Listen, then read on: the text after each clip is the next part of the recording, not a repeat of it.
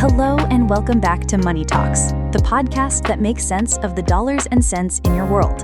I'm your host, Rita. Last week, we had a fantastic discussion on fundamental and technical analysis that really resonated with you all, and we can't thank you enough for the feedback. For more insights, don't forget to like and subscribe on Spotify, Apple Podcasts, YouTube, Amazon Music, or wherever you get your podcasts. Today, we're drilling down from the big picture to the nitty-gritty. We're talking company analysis. And to help us unpack this crucial topic, we're thrilled to have financial professional Veeral Kotak back on the show. Hey Veeral, welcome back. How's everything going? Hey Rita, it's great to be back. Things are going well, thanks. It's a busy time in the financial world, that's for sure. It definitely seems that way. Before we dive into company analysis, there's some big news in the financial education sphere that's got everyone talking. Fitch Learning is acquiring the Canadian Securities Institute, or CSI. Can you talk about the importance of this and maybe give a wandering opinion about how this might affect candidates for the new CIRO exams and the Canadian banking industry? Absolutely, it's a significant shift. For decades, the CSI has been the cornerstone of proficiency for Canadian financial professionals. Now, with Fitch Learning, a global player, taking over, we're likely to see some big changes. Fitch was already partnered with the new regulatory body, CIRO, to develop the new proficiency models starting in 2026, so this acquisition solidifies their position.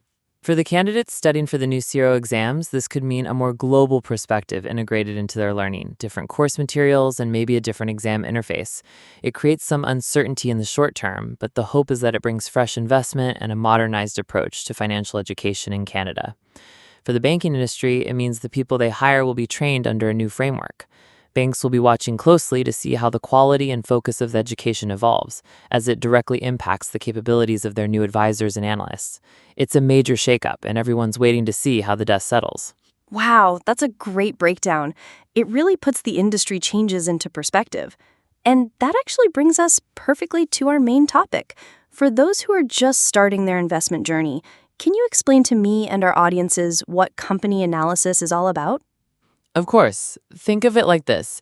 If macroeconomic analysis is checking the weather forecast for your road trip, and industry analysis is checking the traffic on the highway you'll be on, then company analysis is inspecting the actual car you're going to drive. It's the process of looking under the hood of a specific company to see if it's a sound investment. You're asking questions like, is this company financially healthy? Is it making good use of its resources? And are its shares a good buy right now?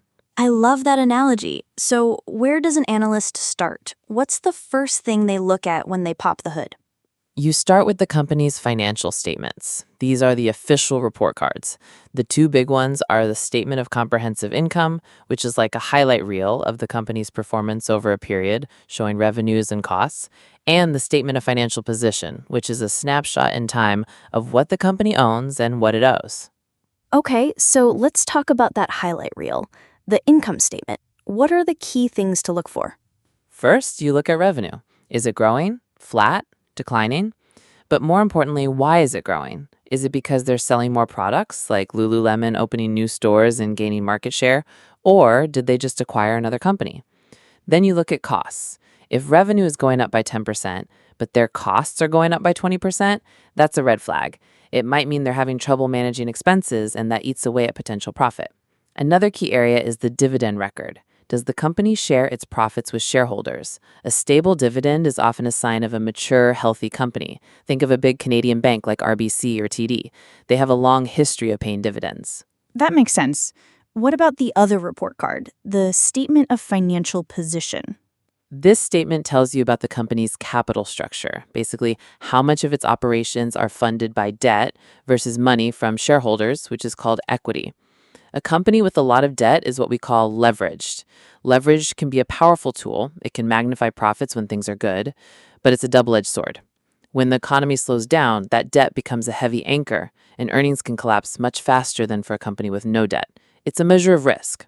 So once you have these statements, you can't just take them at face value, right? How do you make sense of all those numbers? Exactly. This is where financial ratios come in. Ratios are the tools that help you test the company's health. They turn raw numbers into meaningful insights. We generally group them into 4 types: liquidity, risk analysis, operating performance, and value ratios. Let's break those down. What do liquidity ratios tell us? Liquidity ratios tell you if a company can pay its short-term bills. The most common one is the current ratio, which compares current assets to current liabilities. Imagine you're looking at Canadian Tire. They have a lot of assets in inventory, all those tools, tints, and hockey sticks. This ratio helps you understand if they have enough cash or things they can quickly turn into cash to cover their immediate debts. And risk analysis ratios? These dig deeper into that debt we talked about. A key one is the debt-to-equity ratio. It shows how much the company is relying on borrowing versus using shareholders' money, which is equity. A high ratio might be normal for a utility company like Fortis, which has very stable, predictable income. But for a retailer in a competitive market, a high debt load could be a sign of trouble. It's a measure of risk. Okay, what about operating performance? This is about efficiency. How good is management at turning revenue into actual profit? We look at the net profit margin. For every dollar in sales, how many cents are left over as profit after all expenses and taxes have been paid? A company like Dollarama, for example, operates on thin margins, but massive volume. Their efficiency is key to their success. You want to see that margin being stable, or even better, improving over time. And finally, value ratios. I feel like this is the one most investors are interested in. It is, because it connects the company's financial performance to its stock price in the market. The most famous one is the price to earnings, or PE ratio. It tells you how much investors are willing to pay for every dollar of the company's earnings. For example, a tech company like Shopify might have a very high PE ratio because investors expect fast future growth. A more established company might have a lower PE ratio. It's a quick way to gauge market sentiment and see if a stock is cheap or expensive compared to its peers. This is so helpful, Veeral. It really feels like you're giving our listeners a toolkit to start their own analysis. As we wrap up, what's a key reflective question our audience should ask themselves when they think about investing in a company? I think the big question to ask is, do I understand the story the numbers are telling? Company analysis isn't just about crunching numbers. It's about interpreting them to understand the health, risk, and potential of a business. Each ratio is a clue. When you put them all together, you get a story. Your job as an investor is to see if you believe in that story for the long run.